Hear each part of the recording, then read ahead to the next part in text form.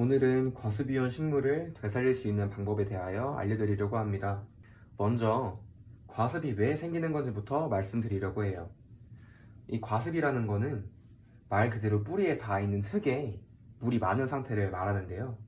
흙이 물을 필요 이상으로 머금어서 흙 속에 있는 작은 틈 사이의 공기층들이 모두 물로 채워지게 되면 공기가 없을 때 발생하게 되는 혐기성 미생물들이 활동을 시작하게 됩니다. 그래서 이 혐기성 미생물들이 흙 속에서 활동을 시작하면 이 썩어야 할 유기물들만 썩는 게 아니라 그 주변에 있는 정상적인 뿌리까지 같이 손상이 되게 됩니다. 혐기성 미생물은 유기물을 분해하는 과정에서 메탄이나 또 암모니아와 같은 그런 가스도 발생하게 되는데 새로 자라나는 여린 뿌리와 식물 조직에 피해도 주게 되죠. 또 뿌리는 물을 흡수하고 증산작용을 통해 이 잎으로 수분을 배출하는 것이 식물의 생식작용인데 뿌리가 썩어서 물을 흡수하지 못하고 증산작용은 계속되어 식물이 이렇게 말라 죽어가는 것이 바로 과습입니다.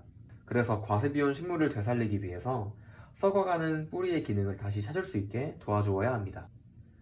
식물을 처음 키우시는 분들 대부분이 식물이 잘 자랐으면 하는 그런 마음에 물을 너무 자주 또 많이 주시는 경우를 흔히 볼 수 있습니다. 이런 경우 흙이 잘 마르면 아무 문제가 없지만 그래도 과습이 올 확률이 좀 높아지겠죠. 또 잎이 시드는 증상이 나타나진 않았지만 육안으로 보았을 때 흙이 너무 축축하고 또 과습이 걱정될 때 할 수 있는 첫 번째 방법 알려드릴게요. 이런 경우에는 먼저 제일 중요한 것이 바로 통풍인데요. 흙이 잘 말라야 일단 과습이라는 것도 애초에 오질 않는 거기 때문에 바람이 잘 드는 곳에 일단 둬주시는 게 좋습니다.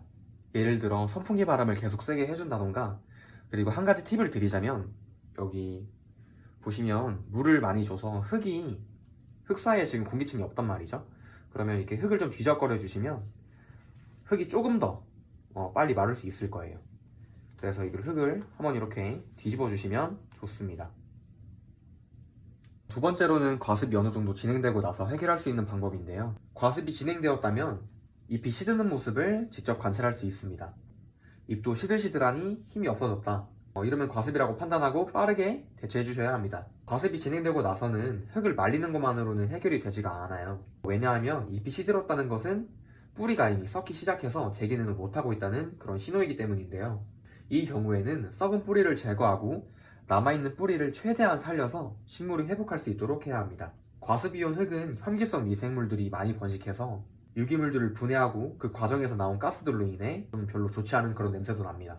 이 경우에는 뿌리가 이미 많이 상해버려서 흙 속에 있는 양분도 부담이 되기 때문에 흙도 모두 털어주도록 합니다. 자, 이제 이 흙을 털어줄 건데요. 이거는 제가 막 흙을 놓는 그런 화분입니다. 이제 흙을 이렇게 털어줍니다. 여기 흙을 좀 이렇게 부어주겠죠?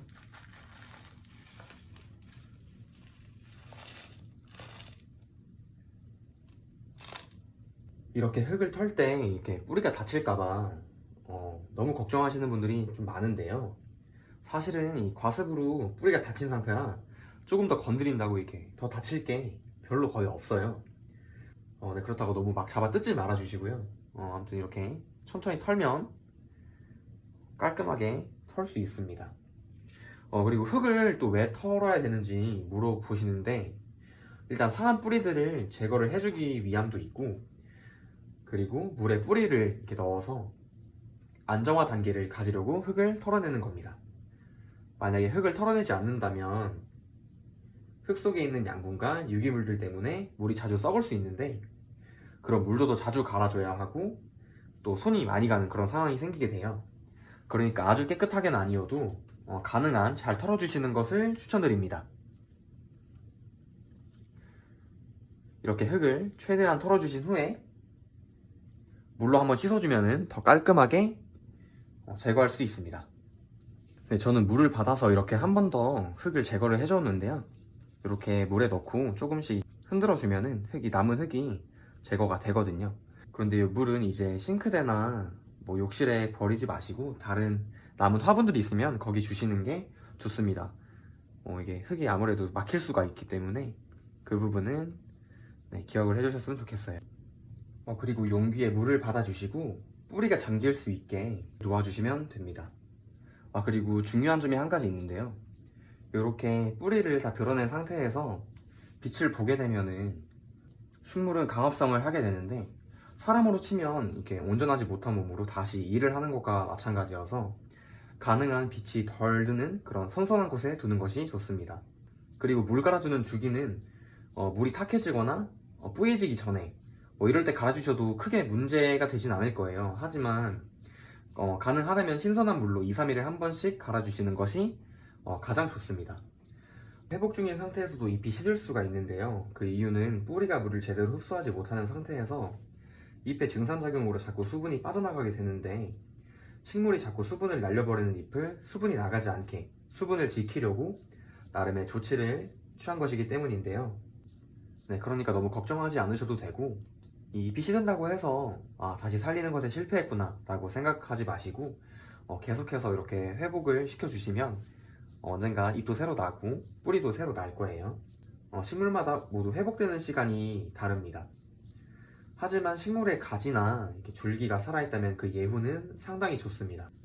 마지막으로 과습을 너무 늦게 발견해서 정말 곧 죽을지 모르는 그런 상태라면은 이전에 했던 방법들과 똑같이 흙과 잔뿌리를 모두 제거하고, 그리고 살아있는 잔뿌리 중에서 가장 굵은 뿌리, 지금 이 식물을 기준으로 보시면 지금 이 뿌리나 이런 뿌리가 되겠죠? 이런 뿌리들을 중간을 이렇게 잘라주셔서 수간을 개방을 해서 빠르게 식물체에 물이 공급될 수 있게 해주어야 합니다. 또 완전히 회복되지 않은 식물이 다시 화분으로 가게 된다면 뿌리가 온전히 재기능을 하지 못해서 또다시 죽어가게 되니까 꼭 새로운 뿌리와 잎이 나는 것을 확인하신 후에 흙에 심어주시는 것을 잊지 말아 주셨으면 합니다. 감사합니다.